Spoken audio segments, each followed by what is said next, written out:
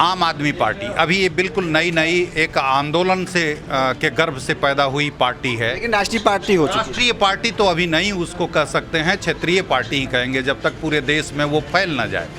केजरीवाल जब अन्ना हजारे का नहीं हुआ तो हमारे जैसे हजारों का क्या होगा। वो करोड़ों रुपया उसने घोटाला किया है निश्चित तौर पे। ये लालू भी चिल्लाते थे, कोई सबूत नहीं है, का चारा उनके घर में रखा था, आज बेचारा बन के घूम रहे हैं। सीधी वही दशा है।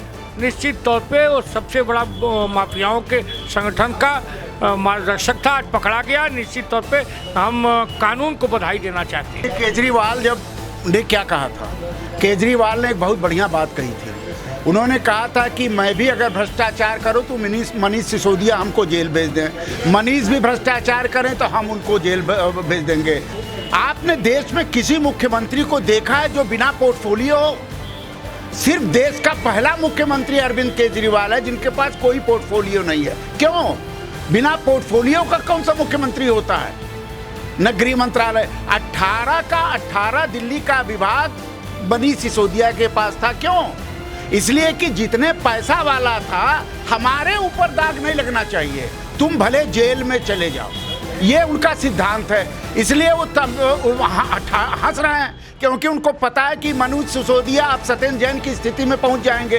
दिल्ली के डिप्टी सीएम और उप मुख्यमंत्री मनीष सिसोदिया को सीबीआई ने शराब नीति में घोटाले के तमाम आरोपों को देखते हुए गिरफ्तार कर लिया है।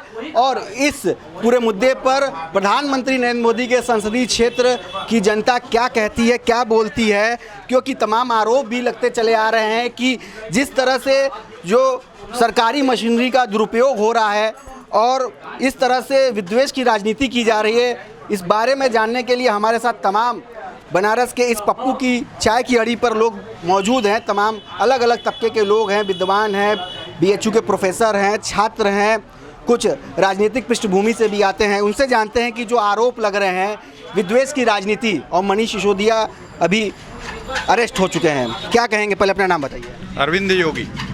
मेरा ये मानना है कि आम आदमी पार्टी अभी ये बिल्कुल नई एक आंदोलन से के गर्भ से पैदा हुई पार्टी है, लेकिन राष्ट्रीय पार्टी हो चुकी है। राष्ट्रीय पार्टी तो अभी नहीं उसको कह सकते हैं, क्षेत्रीय पार्टी ही कहेंगे जब तक पूरे देश में वो फैल ना जाए। और उसका फैलाव जिस हिसाब से हो रहा है तो हमें ये डर है कि आपने कहा कि एजेंसियों का दुरुपयोग हो रहा है, ऐसा देश मान रहा है या देश में चर्चाएं चल रही हैं।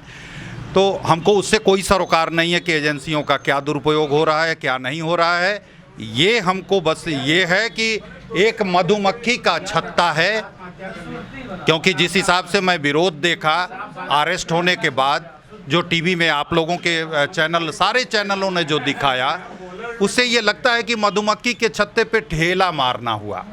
तो शायद ये संगठनात्मक के डिसीजन मेकर जो भी हैं वहाँ, वो उसका आकलन नहीं कर पा रहे हैं कि उससे उसकी पॉपुलैरिटी बढ़ रही है कि घट रही है।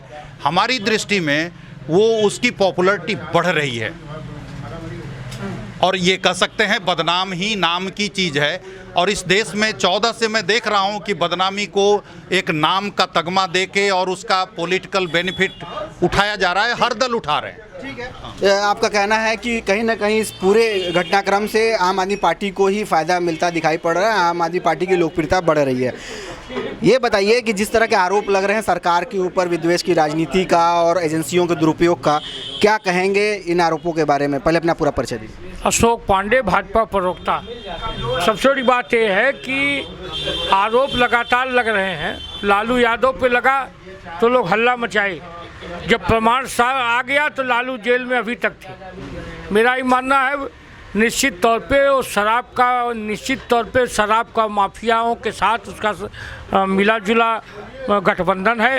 केजरीवाल जब अन्ना हजारे का नहीं हुआ तो हमारे जैसे हजारों का क्या होगा।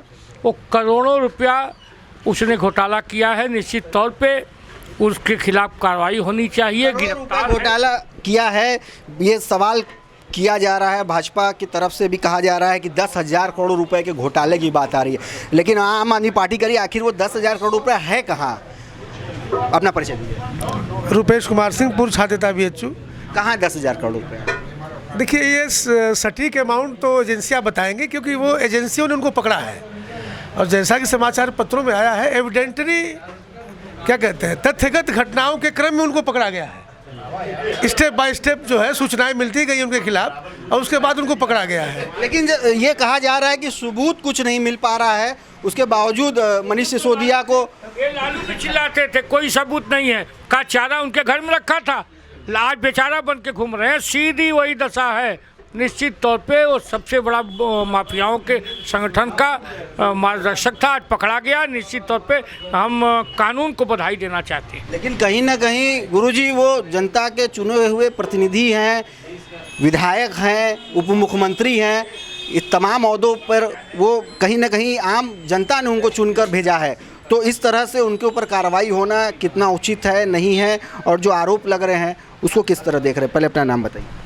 दीनबंधु तिवारी। ये एक ऐसा मुद्दा है कि लोकतंत्र में वो जनप्रतिनिधि हैं, ये सही है, लेकिन अगर इस तथ्यों के साथ अगर प्रमाण मिलते हैं, अभी तो जो पकड़ा गया है उसमें यह भी है कि वो सहयोग नहीं कर रहे हैं पूछताछ में।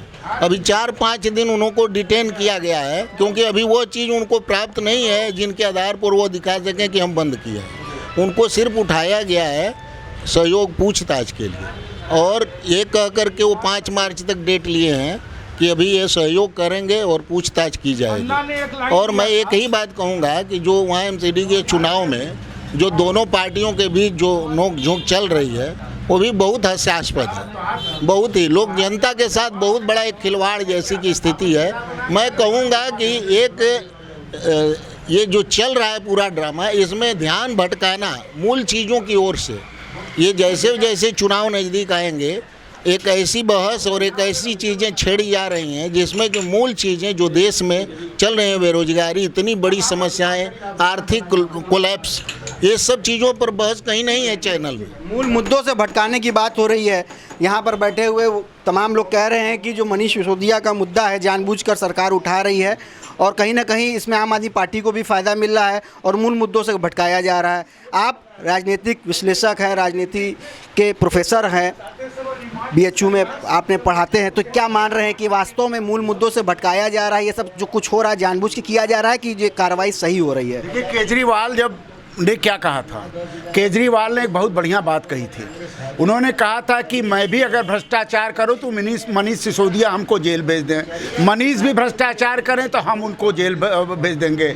उन्होंने सार्वजनिक रूप में कहा था कि ये सरकार, आम आदमी पार्टी की सरकार, करप्शन के खिलाफ निकली है, तो हम करप्शन को टॉलरेट नहीं कर सकते। लेकिन करप्शन की शुरुआत कब से होती है? आपने देश में किसी मुख्यमंत्री को देखा है जो बिना पोर्टफोलियो हो? सिर्फ देश का पहला मुख्यमंत्री अरविंद केजरीवाल है जिनके पास कोई पोर्टफोलियो नहीं है। क्यों? बिना पोर्टफोलियो का कौन सा मुख्यमंत्री होता है? न गृह मंत्रालय, 18 का 18 दिल्ली का विभाग मनीष सिसोदिया के पास था। क्यों? इसलिए कि जितने पैसा वाला था, हमारे ऊपर दाग नहीं लगना चाहिए, तुम भले जेल में चले जाओ, ये उनका सिद्धांत है। इसलिए वो हंस रहे हैं क्योंकि उनको पता है कि मनीष सिसोदिया अब सत्येंद्र जैन की स्थिति में पहुंच जाएंगे। देखिए, कोर्ट ने उनको रिमांड दिया है, हकीकत समझिए। जब तक कोर्ट ने रिमांड नहीं दिया था तब तक तो आप कह सकते हैं कि सब कॉन्ट्रैक्टेड है, ये है, वो है, लेकिन कोर्ट इतनी मूर्ख तो नहीं है, किसी भीड़ तंत्र से जुटती नहीं है। कोर्ट ने रिमांड दिया CBI को, और CBI 5 दिन में उनसे एक एक चीज़ कबुलवा लेगी। मैं आपसे स्पष्ट रूप से करना चाहूँगा, और मनीष सिसोदिया को खूब पता है कि हमको तो पकड़वा दिया, अपने आनंद लेगा, हम जेल में जाएंगे, हम छूटेंगे भी नहीं, क्योंकि ये जो करप्शन है ना, ये नेशन के खिलाफ करप्शन है। ये करप्शन स्टेट के एक्सचेकर के खिलाफ करप्शन है। जैसे इनकम टैक्स कोई चोरी करता है तो उससे बड़ा अपराध कुछ नहीं होता, हत्या को अपराध मान सकते हैं, ठीक, अलग है, लेकिन राज्य के कोष को छीनना, उसका शोषण करना, उससे चोरी करना, इससे बड़ा अपराध नहीं हो। मनीष सिसोदिया ने दिल्ली राज्य के एक्सचेकर के साथ भ्रष्टाचार किया है। अब वो भ्रष्टाचार अन्य भ्रष्टाचार की तुलना में ज़्यादा गंभीर है, और सबसे महत्वपूर्ण चीज़ है कि वो डिप्टी चीफ मिनिस्टर है। डिप्टी चीफ मिनिस्टर निर्णय कैसे करता है? डिप्टी चीफ मिनिस्टर अपने मन से निर्णय नहीं करता। बिना चीफ मिनिस्टर के सहयोग से, बिना चीफ मिनिस्टर के निर्देश से, बिना चीफ मिनिस्टर के सहमति से कोई भी भ्रष्टाचार नहीं हो सकता। आप कह रहे हैं कि इसमें अरविंद केजरीवाल की भी देखिए, हम आपसे स्पष्ट रूप से कहना चाहता हूं सार्वजनिक तौर पर कि मनीष सिसोदिया की गिरफ्तारी, मनीष सिसोदिया का रिमांड पर जाना का मतलब है कि अरविंद केजरीवाल पर आंच आने वाली है। और सबसे 5 दिन के रिमांड में अगर मनीष सिसोदिया ने अरविंद केजरीवाल का नाम लेकर यह कह दिया कि उनकी सहमति थी, तो इसका कल्पना आप कर सकते हैं। यह अभूतपूर्व भ्रष्टाचार है। इस तरह का भ्रष्टाचार स्वतंत्र भारत में कभी नहीं हुआ कि एक राज्य का डिप्टी सीएम अपने मुख्यमंत्री के छाता तले रह के इतना बड़ा घोटाला कर रहा है जिससे राज्य का कोष ठंडा हो रहा है। राज्य को फायदा नहीं होना चाहिए, अपने मातहतों को फायदा होना चाहिए। यह है सवाल वहाँ। तो यहाँ पर बड़ी बात बनारस के लोगों ने, काशी की जनता ने ये कि अभी न केवल मनीष सिसोदिया की गिरफ्तारी हुई है, बल्कि अगर इस रिमांड के दौरान मनीष सिसोदिया इस बात को स्वीकारते हैं कि इस पूरे गड़बड़ झाले में, शराब नीति में हुए घोटाले में मुख्यमंत्री दिल्ली के अरविंद केजरीवाल का हाथ है, तो निश्चित तौर पर अगला शिकार अरविंद केजरीवाल होंगे। रोशन जायसवाल, वाराणसी।